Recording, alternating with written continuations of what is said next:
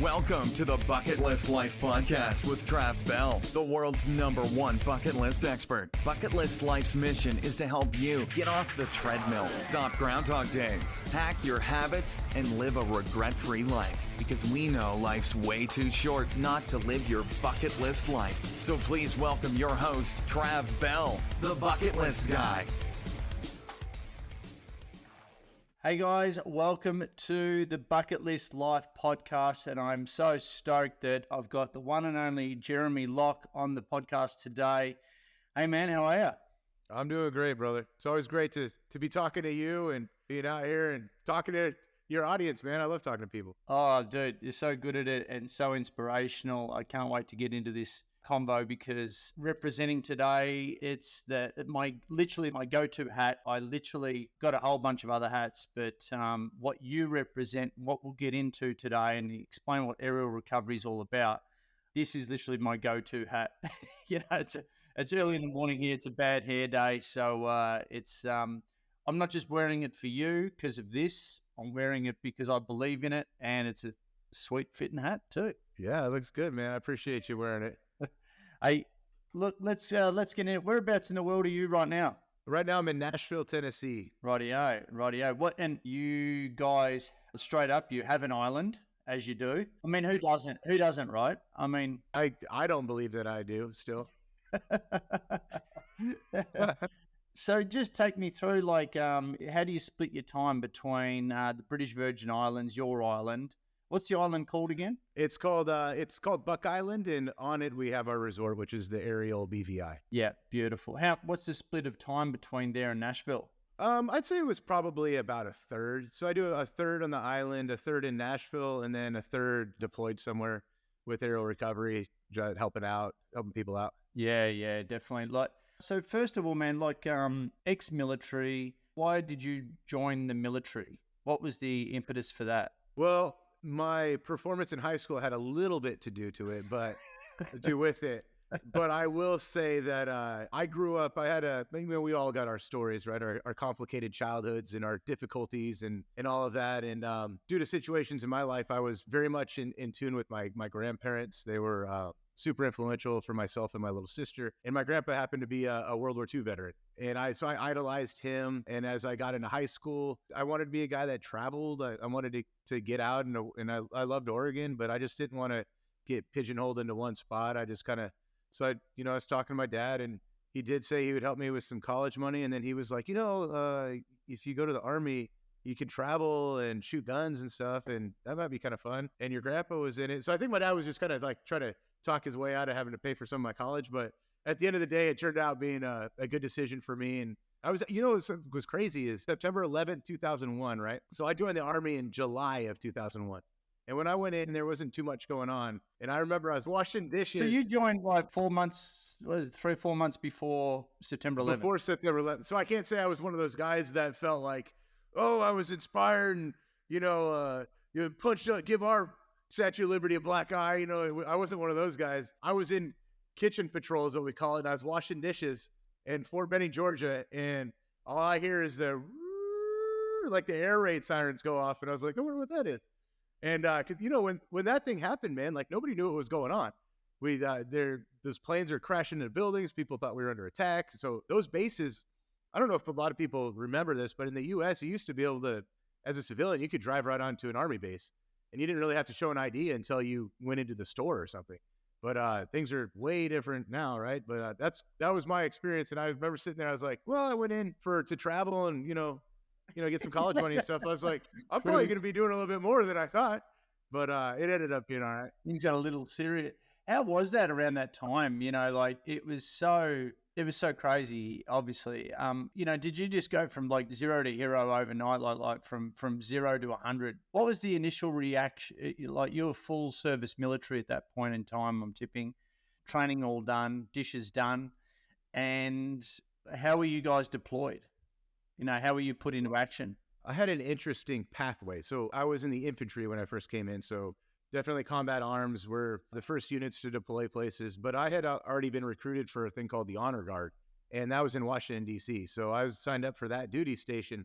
And I actually showed up to the Honor Guard And I saw it from a different perspective, right? My primary duty in the honor guard was working funerals at Arlington National Cemetery. So I got there, and it's the 3rd U.S. Infantry Regiment, the old guard they call it, because it's the longest active regiment in the United States Army. And we were there in primarily ceremonial unit, and I started doing funerals when I got there.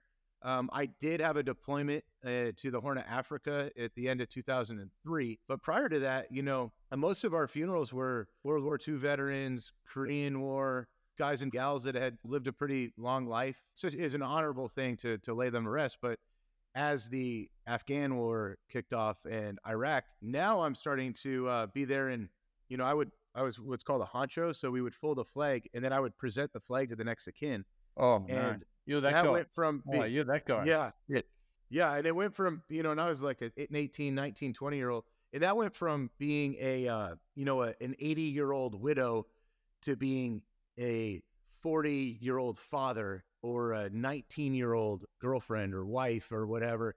That really got things kind of real, because we started getting the deaths from Afghanistan and Iraq coming back. And that, honestly, that kept me in the military, because I didn't have any aspirations of making it a career. But once I had that sense of service and duty, and I hadn't actually deployed out to combat, I would say. So that was one of the reasons I stayed in the military. So in terms of, action, where were you deployed? What did you see? You don't have to get in graphic detail, obviously, but what level of activity did you get involved in? Yeah. Initially I went out to Iraq in my first, I did the Horn of Africa deployment. That was about 6 months. And we were in Djibouti and Kenya and a couple of those places. While it was a combat deployment, we didn't really see anything there. I do remember one time we were on the C-130s. So there's C-130 aircraft, it's a military aircraft, and pretty powerful. And we take off in this aircraft, and we're sitting in the back, getting moved from one base to another. And the plane takes off, and it shoots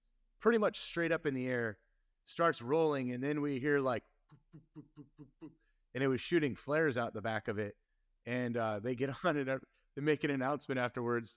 They're like, oh, yeah, someone just targeted us with a surface-to-air missile, so we were performing, evasive maneuvers, but don't worry, it missed us. And I was like, oh, okay. Now you tell us.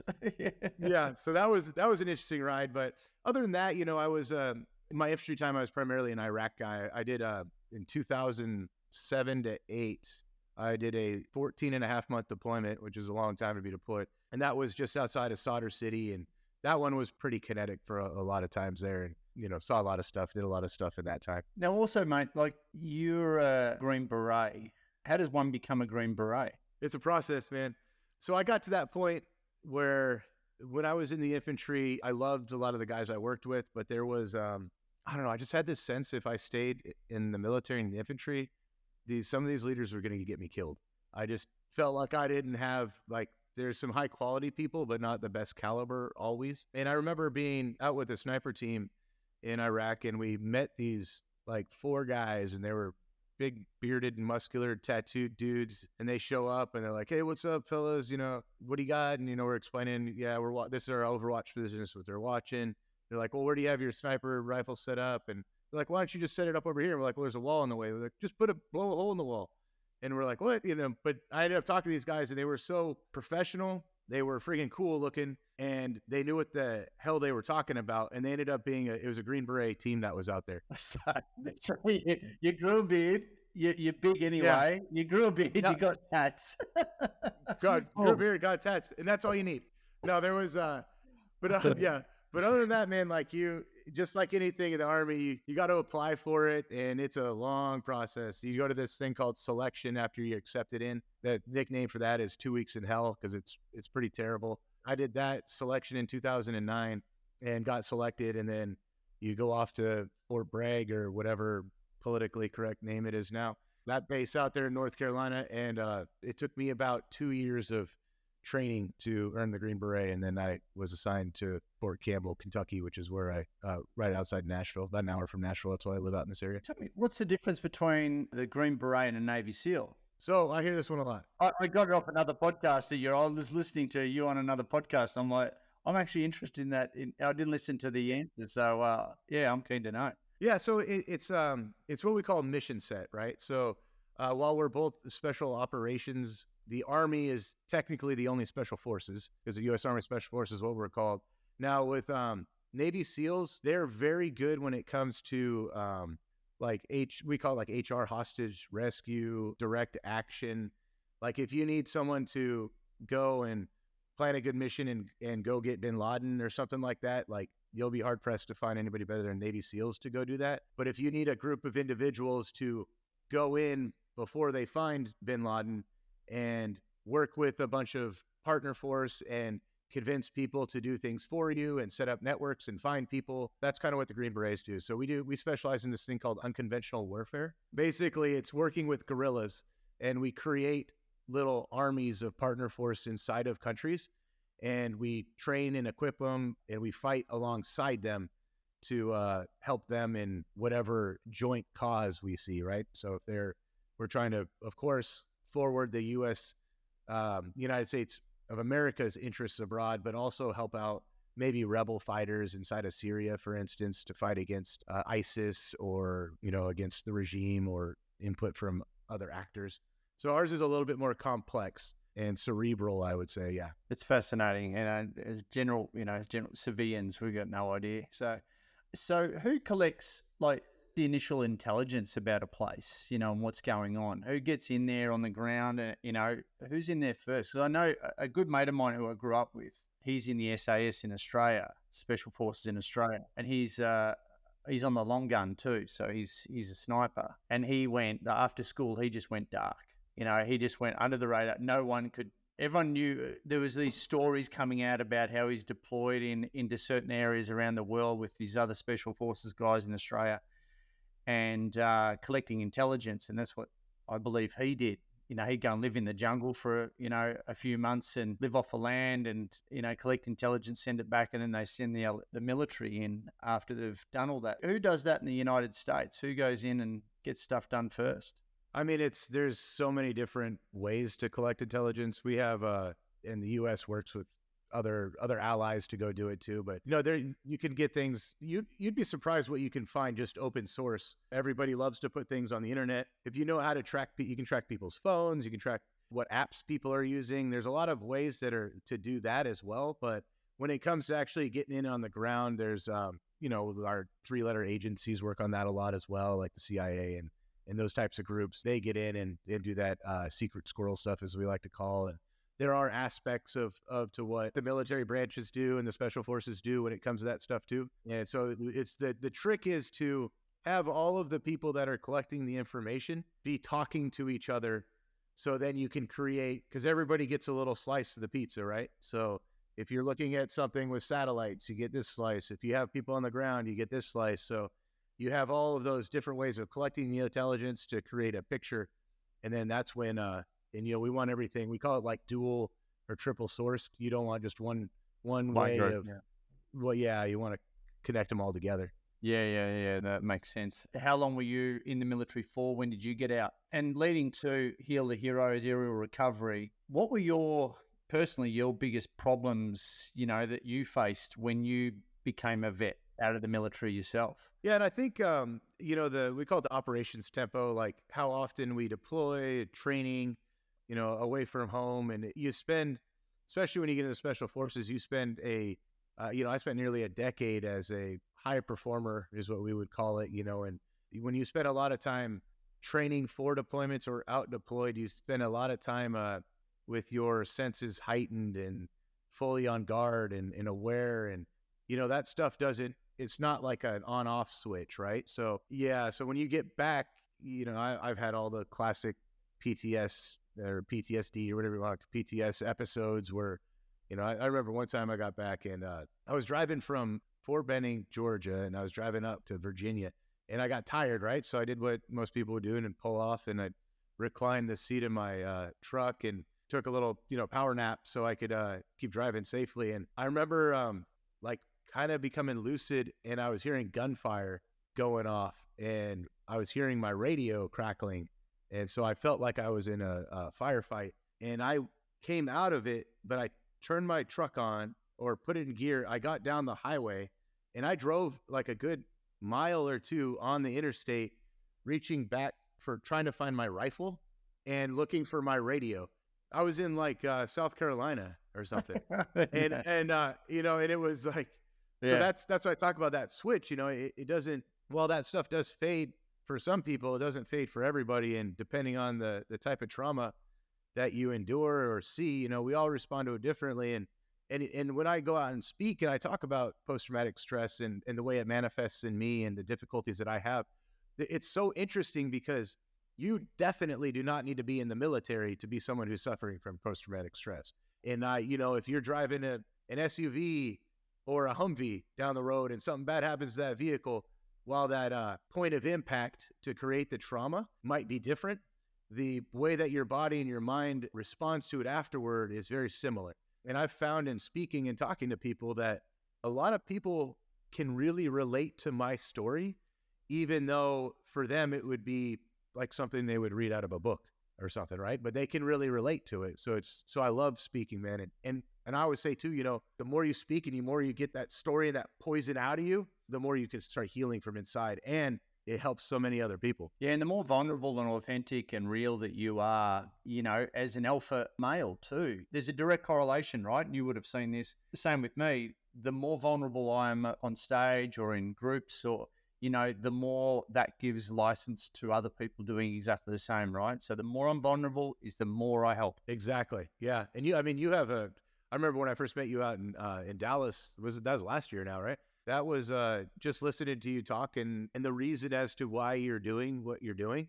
That's really, if you want to be successful at something or find what that something is that is along with your passion and your purpose, and then connect it to your why. I was really moved by your story as well. And I love hearing that vulnerability, especially coming from alphas like yourself in me, like. There's Green Beret alphas and then there's, Aussie trying to do their best. Well, I don't know. Yeah. Well, you guys are good. You guys have unparalleled crap talking ability though. So I will say that. That's the thing. When we became mates, like you got me straight away. You got the Australian sarcasm. You got what we're about. So obviously you've hung around with enough Australians to realize that we don't take ourselves too seriously. We'd love to have a good time. As we say, we take the piss out of each other. We have a crack, and dare say that you've come across some Aussies in your time in the military. Oh yeah, I actually had a good couple buddies that were Aussie SAS guys that I trained with in North Carolina. We were at a course out there I was a Green Beret at the time, and they were out there. They became real good buddies of mine. I still talk with them every once in a while on Facebook. And I remember our instructor who would always break into his computer and then change his back screen, like pictures of us doing something stupid. It was great. But so I really bonded with them too, because I have ever since I was young and, even in high school, I was voted like most humorous, whether it's out of necessity or something, like the humor bone has helped a lot in my life. I think I've got mild PTSD, mate. And I say that jokingly because when we met in Dallas and we met at the GoBundance event. I did the opening and closing keynote. But in between, you took us out fucking Dallas into this weird place. So I'm on the back of a truck, just finished my keynote, and then we go and shoot high-powered weapons that Tracy, my partner, who you've met as well, she just fucking loved. She was in the zone. She grew up in the farming community. So me, princess over here, not too familiar with guns. We don't have guns like you do in America, certainly in Australia, and never been around it. And then next minute, what the fuck were we shooting? I mean, was it 50 cal? Yeah, I have an M107 Alpha 50 cal Barrett 50 cal sniper rifle. So, that thing's fun, man. Like the 50 cal BMG rounds, those things are like 6 inches long. I mean, it's 6 inches long. Oh, yeah.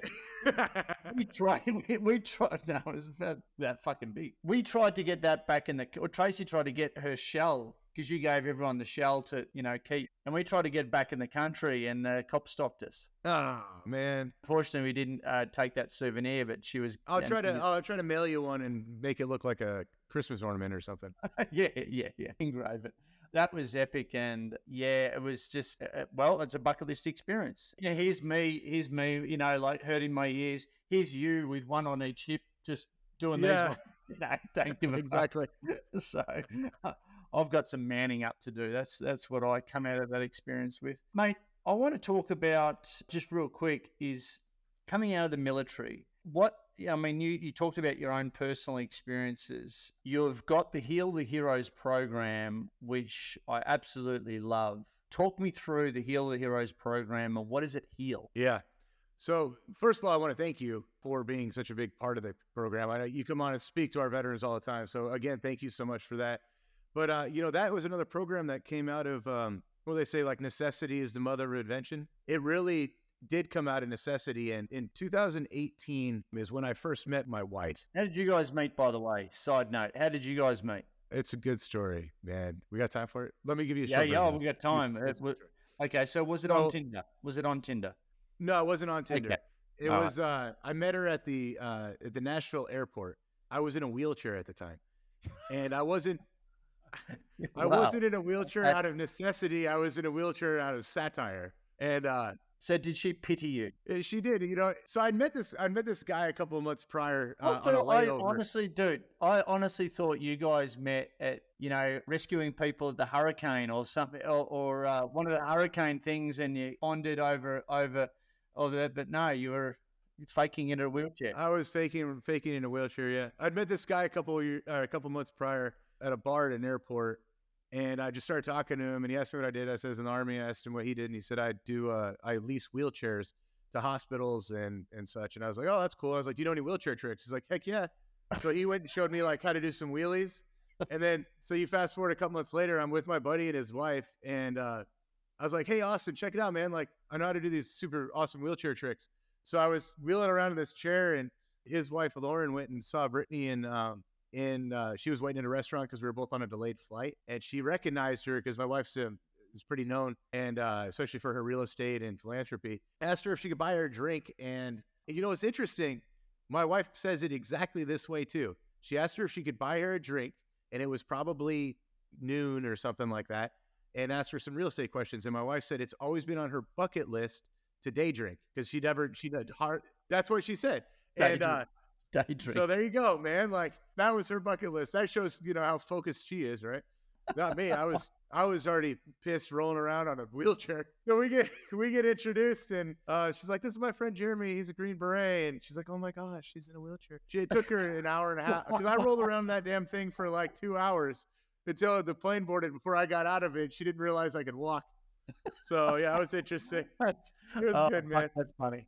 Yeah. No, so you kept the joke going, and you got the sympathy for two good hours before you admitted that you could walk. It worked out great. Yeah. Wow. And then, wow. That is one of your best.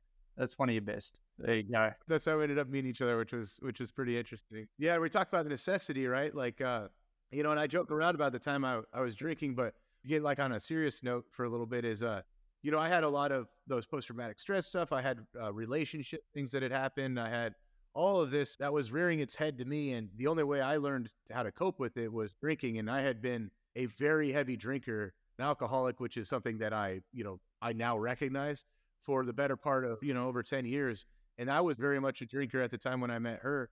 I didn't realize I had a problem, but when I look back on it, I had 3 sets of friend groups. That way I could go drink with them 6 nights a week because they would only go out 2 nights a week, right? I was drinking very heavily. And I found, that it was masking some serious trauma that I had and some suicidal thoughts and all this stuff that was really interesting to me. And when I got to the point where I decided that I was going to get out of the military, this is in 2020, everybody's favorite year, I decided to get out of the military. And in doing so, I went to this program at Fort Campbell. It's called an Intrepid Spirit. And what it is, it's for service members like myself who have had traumatic brain injuries. And I've had through those for some IED blasts and weapons I've had to shoot and stuff. And it's a great program. But when I went to this program, I sat down in front of a panel of doctors, and you have like a neurologist and a psychologist and the whole gambit. And they take a look at your test results and your MRI, and they come up with a treatment plan for you. I'd never spoken to a psychologist before, and they assigned me one. And I started talking to this woman, but it was COVID time, right? So my prescribed times with her was once an hour session every 2 weeks. So the very first call I get on with her, she asked me to relive a traumatic instance, that not one that comes to my mind immediately, but one that I have to think really hard to remember. So one that I guess the idea is that I buried, right? I bring up this thought, which is, I remember we got some intelligence in Iraq and that about this ethnic cleansing in a mass grave. And so we went out there and we ended up digging, trying to see if there was a grave there. And we just dug with our hands and shovels, and dug up all these bodies, these like little kids and people. And I remember just like seeing their decomposed faces and hands, and it was terrible. And so I bring that up to her, explain the story, and ding, the hour's up. So she tells me, we'll dig into this in 2 weeks, right? So 2 weeks later go, and she asked me how I'm doing, and I say, I'm feeling terrible. I've got my nightmares are back. I'm anxious. I'm depressed. I started drinking again because that was like my second or third time trying to go sober. And she immediately prescribes me some prescription medication. So I get on like Zoloft. Thanks for triggering me. Yeah, and here's some meds. There's so many people, and I know that those that are listening, especially service members, U.S. ones is what I know anyways. Like that's the big problem with people that have good intentions, but maybe not fully understanding. And you get kind of grouped into everything instead of being like an individual case. And from that, I got to a point where I was in a real bad way. And I was also, so now I'm on prescription medication. So I'm like a different version of myself. I'm trying to quit drinking. It all came to head in December 6, 2020. I attempted to take my life. And I had a couple things that saved me that day. And one of them was my Great Dane captain. He pushed the door open and walked in on me before I could pull the trigger. And it was heavy and it was deep, and I was at the bottom. And I remember really taking inventory and stock of, why am I there? What are these obstacles that are getting me to think this way? And the one that was really obvious to me was drinking. And I took that drinking, instead of it being like an ally, I put that thing in front of me as like my enemy. And now I hate alcohol. Like I hate it. My mentality in the military as a soldier and a warrior, like that's my enemy. I'm going to destroy it. So that's the mentality that I have now with alcohol. And I started realizing and talking to people that were attracted to recovery and what we're doing with disaster relief and what we had announced that we were doing, which anti-human trafficking. It wasn't just the mission. It was the community, and it was the people that are in it, such as myself, that have overcome obstacles that they are currently facing. We created a support group, and that was the necessity. We realized that there was more to it. So why don't we come up with a program that helps these veterans of the military and first responder community out to deal with their demons, so they, as some of the most qualified people in the world in saving lives, can then get redeployed out after they've been healed and go out and do good work. That's the genesis of our program. Yeah, and the program is so all-encompassing too. I mean, I do my bit, but it's, a spoke in the wheel of what you provide. And how much is it an investment to sponsor a vet to do the program? Yes. So our program's, it's a year long. Yeah, after that year's over, we have a community. So we don't ever kick them out of the program. Like it's designed to be indefinite. So for one hero to go through our program, it's called Heal the Heroes. So we call them heroes, and they are heroes, is $15,000 to sponsor. And it's important to remember that if you go to healtheheroesinitiative.com or you go to arrowrecovery.org and look up our Heal the Heroes pillar, you don't have to sponsor somebody to nominate them. Now the sponsoring helps us because it, instead of myself and other operators going out and trying to raise money, we're out actually going out and rescuing people. But I don't want anybody to feel discouraged by not nominating somebody that you recognize is in a bad spot. Please give us a chance. Our only qualifications for them is they need to be a veteran of the military or first responder community. That could be police, that could be fire. And that doesn't have to be a U.S. veteran. It's an international program that we run as well too. If there's any Aussies that are feeling down under the weather, you see what I did there? They can come to our program too. I see what you did there. It was not that good. It was terrible. I'll do the jokes, mate. Yeah, thank you. Look, no, I didn't know that, man. Like that's unreal. I mean, what are the stats? With vets, what's the fight that you're fighting with the Heal the Heroes program? Because the suicide rates are nuts. We've touched on the overprescription of antidepressants and all the other overprescribed drugs that, I look at the homeless crisis in America, a lot of vets in amongst all that, isn't there? Oh my gosh. Yeah. I'm casting aspersions here, but, just talk to me about the stats and the fight that you're fighting with this program. It's uphill, but it's necessary. And I always, that's one of the biggest things that get me fired up is like, well, why do you even do something? Because it matters to that one. It's not about the statistics. But in this case, I mean, they're real eye-opening. And, I know the U.S. numbers, and it's something insane. Like every 86 minutes, U.S. service members commit suicide. Bullshit. Really? Every 86 minutes. And the highest demographic for that is the special operations community, which is where I came from. And, and that it's unbelievable how often that is. And I know so many people that have killed themselves. And I call them, they're really tough phone calls to get, but I call them, do you remember phone calls? Because I'll have somebody I served with call me and be like, hey, Jeremy, do you remember? And I'm like, oh, here we go. And that's either killed in action or, killed themselves. And I'll be honest with you, more times than not, I know nearly as many people who have killed themselves personally than I've known that of people I know personally that have been killed in combat, which is unbelievable. Yeah. Tell me about the success of the Heal the Heroes program. I know you've got some great stats that you're building. With each program that you do, you're building this, I guess, magnificent evidence, positive case file for why this program is so amazing, right? Yeah. In our tagline for it is we prescribe purpose, not pills. And I think that's why we align so well with you and what you have going on with Bucket List is we've all got stuff we're dealing with, man. We really do. Some of us more so than others, and people way more so than me, but it's like, where do we choose to keep our mind at? Where do we choose to focus on? What goals do we have farther in our life? How do we want to be remembered when we do die, and us not punching our own ticket? When we get out of there, there's so much more. And, and I'm a godly man. So I really believe that we all have a very amazing calling on this earth. And it's our job to find out what that is and definitely live long enough to do our best to accomplish it. We've been really successful. I know of at least 6 suicide saves we've had within the program. And that's enough right there, right? And it's a new program too. We have 108 veterans that are in it currently. We have our next 25 veterans going through January 5th through 9th. They'll start the phase 1 of it. And we do 25 veterans a quarter. So our aim is to have 100 veterans a year and to never stop. We want to just keep going.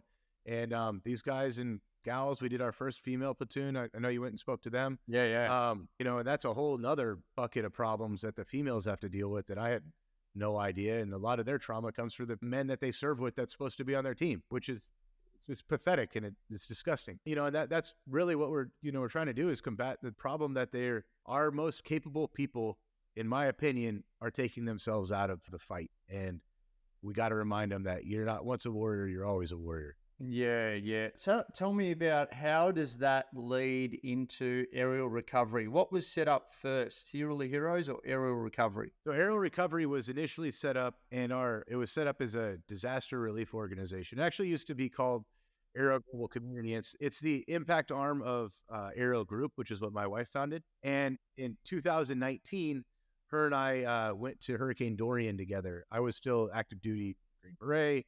She's an entrepreneur, but she has disaster relief experience from Hurricane Irma 2017, which devastated BVI. So I went out there with her, and she watched me kind of in action, and she's like, "Man, these vets are pretty good." And her being an entrepreneur, she's like, "All right, there's something here." So we ended up developing it. Is this pre or post wheelchair? What was the post wheelchair? Okay. All right. PW, post wheelchair.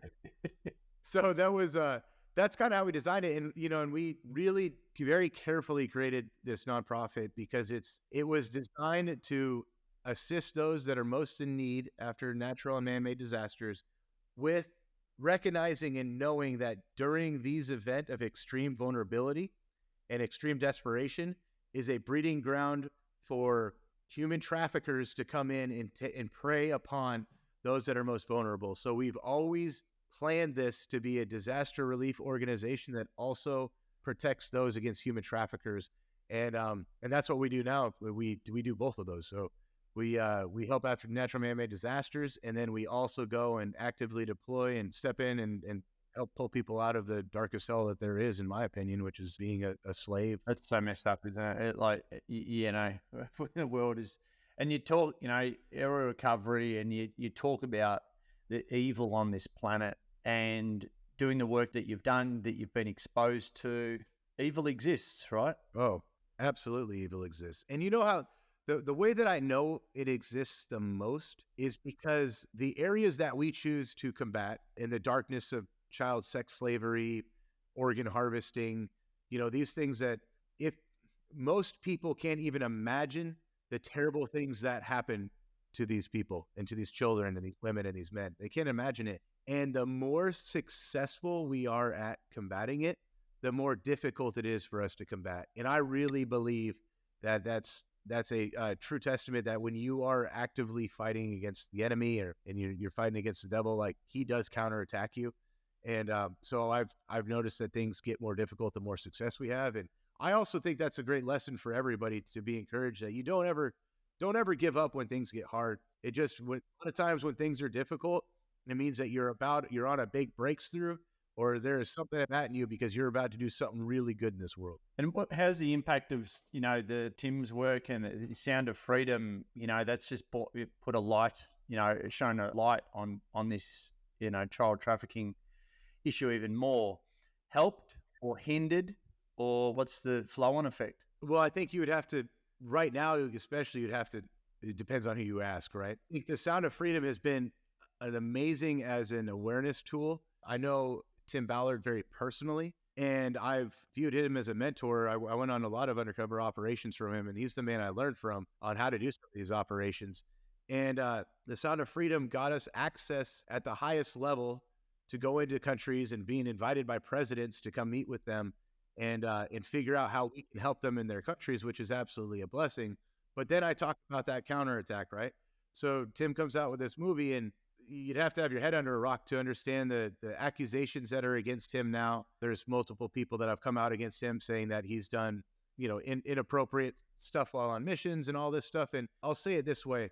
I know the man personally, and to me, it's completely out of character for the accusations that are against him. I don't believe them to be true. However, everybody is afforded due process. And, I don't want to take anything away from anybody who is accusing, because if that stuff does proven to be true, my heart goes out to them too, because nobody deserves in any aspect, no matter what the cause is, to be taken advantage of. So I don't know how that'll all play out. I don't think them to be true, but that all happened with a different organization than my organization. So I don't quite know. I don't know the of it. I just know the man personally, and I don't believe them to be. Yeah, for sure. Like the greatest awareness movie, in my opinion, ever for human trafficking, and now the man who it's based upon is under all of this attack. Scrutiny, So yeah. that's usually how that's how it works. So we'll see how. Well, we could get into the hierarchy that are attacking him, and all the rest of it, the media and all the other shit that goes along with it. But you're a man of integrity, mate. And if you know a guy as much as you probably know Tim, you're speaking the truth. Like you can only take on face value and the character that you know, right? Exactly. Yeah. More recently, you've been into Ukraine. Are you doing anything around the Gaza, Israel thing, or it's just too fresh? Like, how quickly does aerial recovery sort of go in? It depends, right? It depends on means. We're still a pretty young organization. We did a ton of work in Ukraine last year. We evacuated over 7,500 people from dangerous situations and working through partners and country and all of that. So there was very effective out there. We are monitoring the Israel-Palestine conflict right now. There's actually one of our Heal the Heroes veterans. He's in Israel right now assisting with another organization. And, we encourage these guys to be out. If you're not out with aerial recovery, go out and help with another organization. And he's out with a group called World Central Kitchen. We've been on many responses with them. They're fantastic. They get out there and they just feed people that are in trouble. That's just what they do. And they're really damn good at it. So really love working with those guys, and proud of our hero being out there working with them. But, that's a thing, right? Like I even contacted the Israeli Defense Forces directly, and I asked, what sort of stuff that they need. And most of the stuff they need is something that's kind of out of our privy, which is, equipment, and that's not something we can provide on profit. Then we looked into Egypt as well. And is there a way that we can assist with refugees that are coming out of Palestine? So no matter what the United States of America is, who they're allied towards, we're a humanitarian organization, and we see people. So we just want to help people. So we'll go to help people. What's the typical, like you've got allies, alliances all around the world, aerial recovery, right? In every country, I dare say, or you quickly make those alliances. What's the typical work, that you would do? And can a layperson jump aboard? How does that work? Yeah, so the way that we're designed are most of our operators, we call them humanitarian special operators. Most of them come from our Heal the Heroes program, because that's a way for them to get back on purpose, right? My wife has a group called G-Force, which is a mastermind group. They come to some of our trainings too. They're actually the phase 3 of the Heal the Heroes program. There's 9 months of mentorship from entrepreneur community to help give the skills, the life skills and financial and educational skills veterans too. They're invited out. And then we do have special invites, right? Like people that are in our network that we know their character. If you're ever interested, for instance, we would definitely accept you into our trainings. And then we It's on the train bucket list, mate. It's on the bucket list. There we go. Let's do it. I'll let you know what the next ones are. And it's easier for you to get Give the me a US. gun because I'm shit house with guns. Oh, we don't need guns. Don't worry. For better or worse, we don't have guns anymore. Yeah, fair enough. And our typical response, it depends on where we're going, but like I'll use Lahaina, for instance. So Maui fires happened. I think a lot of people are aware of that. And that was just a unfortunate perfect storm of events where a fire kicks off and there's a cyclone or a hurricane far enough off that it's not bringing rain, but it's bringing wind, and it billows this fire and it destroys this town. And we were actually the first outside organization outside of the Hawaii Islands to get out there from Nashville, Tennessee. You're out this soup, really. Yeah. Yeah. So we got out there quick, and we had our heroes out there responding and some of our core team. And in that instance, we do search and rescue, but we were asked to go out and help set up their communications. We did. We have a drone team that went out and mapped what everything looks like. So to help with the searching for some of the first responders that were down there on scene. So, typically we function as that group that gets there within about 48 hours of an event and stays for about 2 weeks. And we help people with medical and first response and work as a forward recon element for other larger organizations that are bringing food. And yeah, I mean, who better when you're trained to deal with chaos and have a level head? And citizens in disaster zones, war zones, ain't got that training. So they all go to shit. And so you bring that level head and some organization, and yeah, it just makes perfect sense. Yeah. And a lot of those people too that are, the first responders that are there, it's a lot different being someone who's not as emotionally connected. I remember talking to the retired police commissioner from the British Virgin Islands. He's a good friend of mine. And he was telling me, he didn't even, when that hurricane came through, he didn't even know how his family was doing for 48 hours. They went through the event as well. So you could be able to come out and help them do their jobs, or even go check on their families for them. We'll do that too. We'll go in and be a blessing whatever way we can be to help them do their jobs better. Like that's the idea, is force multiplication. How can we come in with the littlest amount of people and have the biggest amount of impact working through people who are already there? Yeah. Love it, man. Hey, look, I want to just quickly ask you, just from an Australian's point of view, and we're wrapping up here too, guys. Just from an Australian's point of view, the shootings in America, world champions, guns in the US, military, what's your stance on it? More guns, give them to teachers? What's the deal? So I'm going to be a protector of the amendments is kind of how I understand the need for weapons. I believe in every person's right to protect themselves and their families. I think that at some point you can get a little overboard with the amount of weapons that you have and all of that. But you think? Yeah. Right. I think there's like 3 weapons to every person in the United States or something crazy like that. Yeah. But there's like that's just the way our Constitution is. So I don't think, you got that old adage, it's not the gun doesn't pull its own trigger. And if someone's really out there to kill a bunch of people, they can go take a bus or a truck and just drive through a crowd. I think a lot of it is a cultural thing. There needs to be a shift in our mindset, a better outlet, recognition, and ways to treat people that are suffering from mental illness. There's things called like hard targets, right? Like for schools and those types of places to protect themselves a little bit better and have the right people on staff and training. The guns in the United States, they're not going anywhere. If you get rid of a 30-round clip and have 15-round clips, people are just going to carry 2 clips. It needs to come from the person in the mindset. So that's where I feel the biggest problem is. More of a mental health issue, isn't it? Rather than a guns issue. Yeah, that's what I personally believe. Talking about families, protection, new dad. Dude, how is so happy for you guys. How has life changed? Oh my gosh. I've got this little fella, Bear Locke. And guess danger that is a strong. I mean, I'm surprised that Bear Locke didn't come out with a beard. Yeah. Oh, that's what we actually we did an ultrasound. That's a manly man's name right there. Showed an ultrasound. Like, hey, look, I can see hair, and I was like, that must be his beard.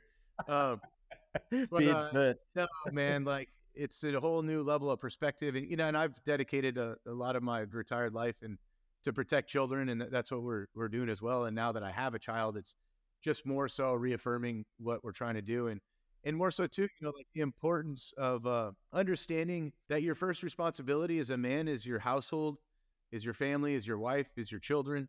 So let's not neglect that. And I think, especially as veterans and people that go out to go serve and help others, sometimes we can use that as a holy excuse to get away from our responsibilities. That's what I'm doing now, and I'm learning now too, that there's you got to be the hero. Another cliche, you got to be the hero at home before you go be the hero to the rest of the world. I'm working with my wife now to best be the husband and the father that I need to be and give the right example, because that's what I can influence. And if you want to talk about changing cultures and not, what can I do to not raise a school shooter? That's what I need to be working on. And that's being present and being home and teaching values. Yeah. It's not the government. It's not anything else. It's not outside influences. It's you.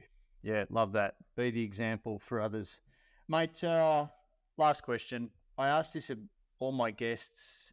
Imagine a stadium full of people and a stage up the front with a big booming microphone. What would you love to say as the speaker? What would you love to say? Who do you choose to be in the audience? Well, I would love to speak about what I'm doing at Aero Recovery, and it's more than just my organization. What I would say, I would want the audience filled with people who don't feel whole.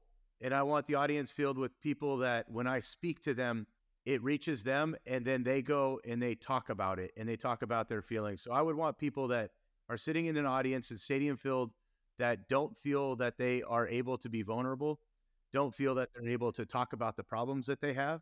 And I would go up there and I would tell my story. I would talk about my issues with depression, my issues with suicide, my continuous issues with both of those. They haven't gone away.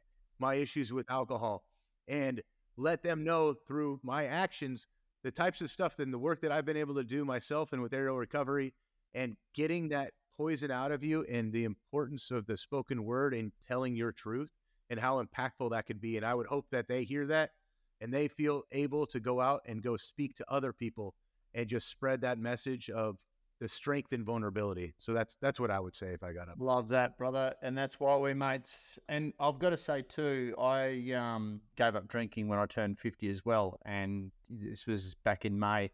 So we're, 8 months or something into it. And yeah, man, and you were one of the inspirations for doing that. You set a great example, and, look at yourself and Charlie and, a few of the crew that we jointly know, all heavy hitters, all have gone sober. And yeah, just thanks for being an inspiration, bro. I appreciate you telling me that. And it's just, I'm very proud of you for doing it. And you know that ripple effect of you doing it and the audience you have, that's just positive vibes and energy and ripples that go out and impact people, man. So I'm proud of you for doing that. All right. Heal the Heroes, Aero Recovery. How do people connect? How do people donate? How do people get into your world? Too easy. If you're looking to find out more about our mission or donate, go to aerorecovery.org. You can find just right at the top of the screen, you can find our pillars up there or a click to donate. If you have direct questions for myself or the organization, you can follow us on Instagram at Aero Recovery Group. We have a lot of YouTube videos too that you can check out as well. A lot of great videos that explain what we're doing. So you can go there. You can send an email to comms, COMMS, Charlie Oscar, Mike Sierra at aerorecovery.org. If you want to send a message out there too, or hit me up at Jeremy M. Locke on Instagram too. Shoot me a message as well. I'm pretty good about responding to those. Check out our website. You can navigate yourself there, and please follow us on socials too. You can see the work that we're doing, and we're pretty active on them as well. And man, Trev, you know us real well too. So yeah, like anyone who, I'm a big supporter of the group, and we'll continue to be. I love what you guys are doing. And if you need to connect with Jeremy, to the cause, you want to know more about it, feel free to reach out to me as well. So I'm here for you. Amazing stuff, dude. I'm so stoked that you were able to join me on the Bucket List Life podcast today, mate. Yeah, it was awesome, brother. Appreciate you, and looking forward to seeing more of you in the U.S. Yeah, definitely. Thanks, man. All right, brother. Thanks so much for listening to the Bucket List Life podcast with the world's #1 bucket list expert, Trav Bell. For more great content, go to www.thebucketlistguy.com. We'll see you next time.